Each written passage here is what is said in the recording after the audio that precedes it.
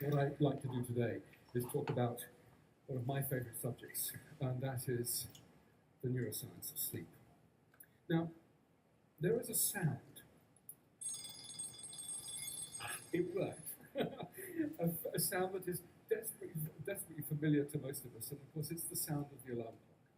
And what that truly ghastly, awful sound does is stop the single most important behavioural experience that we have, and that's sleep. If you're an average sort of person, 36% of your life will be spent asleep, which means that if you live to 90, then 32 years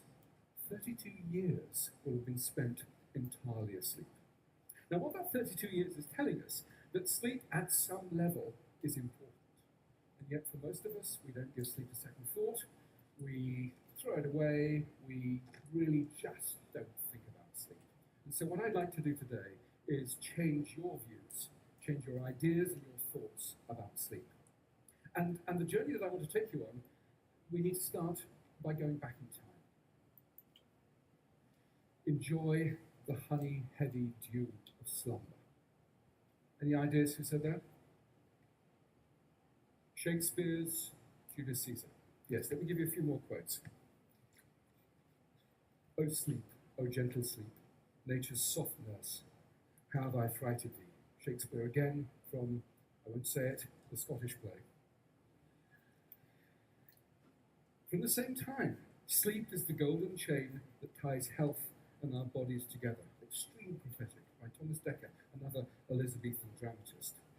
But if we jump forward 400 years, the tone about sleep changes somewhat. This is from Thomas Edison from the beginning of the 20th century. Sleep is a criminal waste of time and a heritage from our cave days. And if we also jump into the 1980s, some of you may remember that Margaret Thatcher was reported to have said, sleep is for wimps. And of course, the infamous, what was his name? The infamous Gordon Gekko from Wall Street said, money never sleeps. What do we do in the 20th century about sleep? Well, of course, we used Thomas Edison's light bulb to invade the night. And we occupied the dark. And in the process of this occupation, we've treated sleep as an illness, almost. We've treated it as an enemy.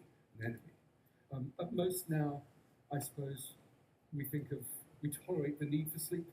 And at worst, perhaps many of us think of sleep as an illness that needs some sort of a cure. And our ignorance about sleep is really quite profound. Why is it? Why do we abandon sleep in our thoughts? Well, it's because you don't do anything much while you're asleep, it seems. You don't eat, you don't drink, and you don't have sex. Well, most of us anyway. And so therefore, it's a complete waste of time, right? Wrong.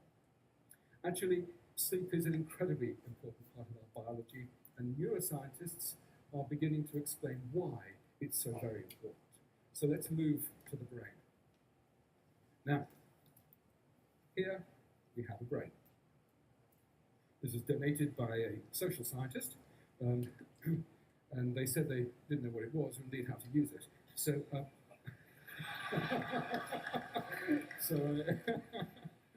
so I borrowed it.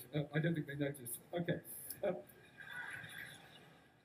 The point I'm trying to make is that when you're asleep, this thing doesn't shut down.